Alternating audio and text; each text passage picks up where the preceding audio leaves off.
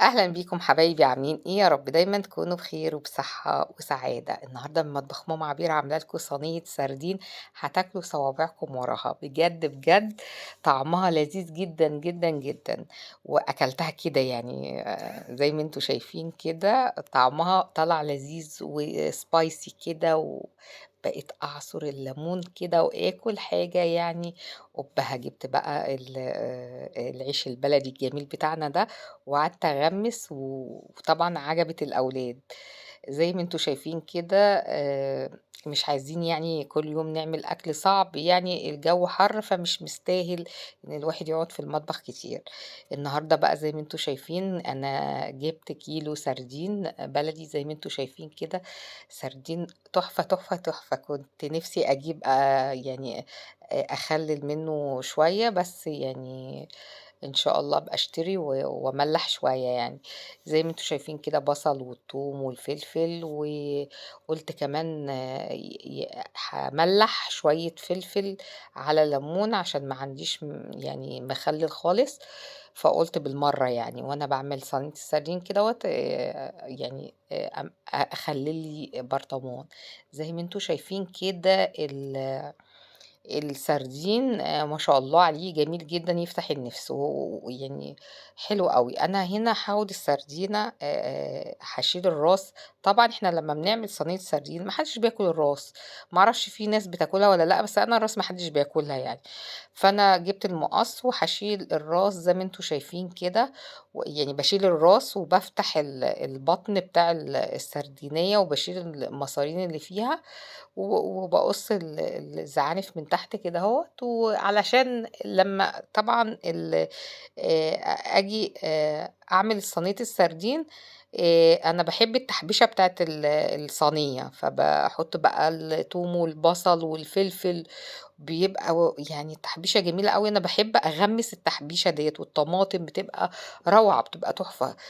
فزي ما أنتم شايفين كده بعد أنا ما شِلت الراس وشِلت المصارين من جوّه غسلته كويس أوي، جِبت بقى الصينية اللي أنا هاشتغل فيها، وبعد طبعًا ما غسلته غسلة كويسة أوي، وعصرت ليمون في المَيّة كده عشان الزفارة طبعًا تروح، وصفّيته. بدأت بقى إيه، أحطه في الصينية اللي أنا هاشتغل بيها. وبعد كده بقى أروح أشوف الخلطة الجميلة اللي أنا هاشتغل بيها، الخلطة اللذيذة اللي بتخلّي صينية السردين بتروح في حتة تانية خالص. معايا هنا بصل، جِبت بصلتين كبار طبعًا قطّعتهم شرايح كده، وكمان جِبت قرون الفلفل الspicy الحامية الجميلة، اللي طبعًا هتضبّط صينية السردين. والطماطم جِبتها طبعًا قطّعتها زي ما أنتم شايفين كده برضه حلقات، حلقات. آمم يعني التقطيعة ديّة بقى يعني أنا باقطّعها كده يعني شوفوا ممكن كل واحد وحسب تقطيعته، بس هي التقطيعة كده. عايزين تفرموها يعني في الكَبّة ما فيش مشكلة، بس أنا باحبها كده، أنا باحب أقطّعها بالسكينة. والليمون طبعًا قطّعته عشان طبعًا يعني سردين وليمون يعني ده الأساسي يعني. عصرت طبعًا ليمونتين 3 ومعايا هنا طبعًا النور مقطوع. أنا باصوّر لكم والنور مقطوع. أول ما جهّزت المقادير بتاعتي لقيت النور قطع. معايا هنا كزبرة وكمون وبابريكا ملح فلفل أسمر، وحطيت كمان عصير طماطم وقلّبت الدنيا دي كلّها مع بعض. وحطيت زي ما أنتم شايفين مستردة. المستردة بتخلّي طبعًا الأسماك عمومًا جميلة أوي، طعمها جميل. ونزلت بالزيت بتاعي الجميل ده، ويعني ما تكتروش، وحطيت كام قرن فلفل كده. وطبعًا كنت مسخّنة الفرن قبل ما أشتغل علشان يعني السردين عايز درجة حرارة عالية، ورُحت مدخّلة بقى صينية السردين. قُلت بقى عقبال ما السردين يجهز أكون يعني إيه أحضّر تمليح ال الليمون والفلفل. طبعًا سلقت الليمون سلقته كويس، وبعد يعني إيه برضه ما تهروش الليمون وأنتم بتسلقوه. حطيت هنا جِبت بولة وحطيت فيها لتر مَيّة، وحطيت فيها 3 معالق ملح، وحطيت معلقتين خَل تفاح، خَل التفاح ده بيبقى المخلل زي الجاهز بالضبط، جميل أوي. ولو عندكم خل أبيض عادي حطّوه، حطيت ورق لوري ومعلقة كزبرة، معلقة الكزبرة دي هتضبّط معاكم الدنيا خالص، ونزلت ببابريكا عشان تدّي برضه طعامة وجمال. وقلّبت كويس أوي، وأول ما اتأكدت إن الملح داب كويس، بدأت بقى أحضّر البرطمان اللي أنا هاخلّل فيه المخلل. طبعًا كنت عايزة كمان أخلّل خيار، بس يعني نسيت أجيبه، قُلت يوم تاني.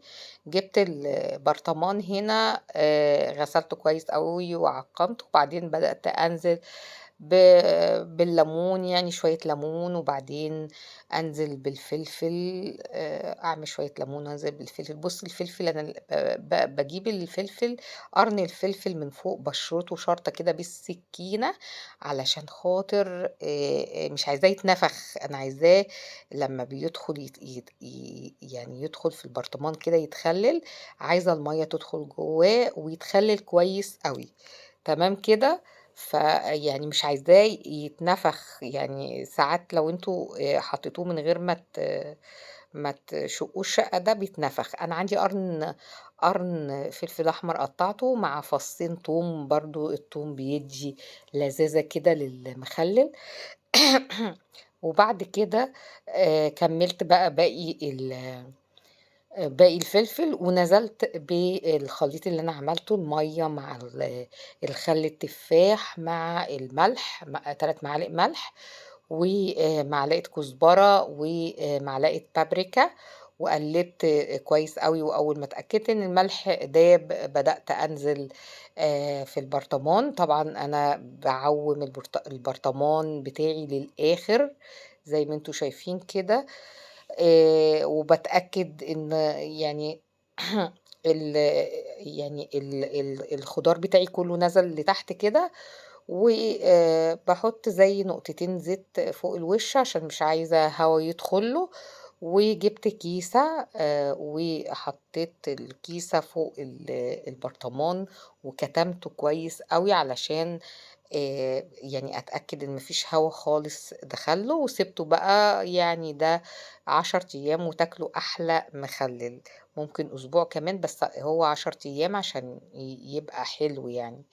وبعد كده هاروح بقى أشقّر على صينية السردين الجميلة، جعانة جدًا وعايزة آكل والعيال واقفين لي جعانين. عملت السلطة وطلّعت العيش من الفريزر وسِبته كده برّه يطرى، طبعًا صينية السردين قلبت الشقة، طعمها لذيذ جدًا. يعني بُصّوا إحنا أكلنا السردين كده يعني. كنا شِلنا بس يعني إيه، الشوكة اللي جوّه الصغنونة ديّة، دي اللي اتشالت، أكلنا كُلّه يعني، أنتم فاهمين، ما خلّيناش بصراحة. طعمه كان لذيذ جدًا، بقينا نعصُر ليمون كده وناكله مع طبعًا طبق السلطة، وكنت جايبة لهم جرجير كده مورور كده وجميل، وكانوا بياكلوا. وكان يعني الغدا النهارده الحمد لله حاجة جميلة جدًا، وكان النور مقطوع، والحمد لله النور يعني بعد ما اتقطع جِه، وكمّلنا الفيديو، وشكرًا ليكم، والسلام عليكم.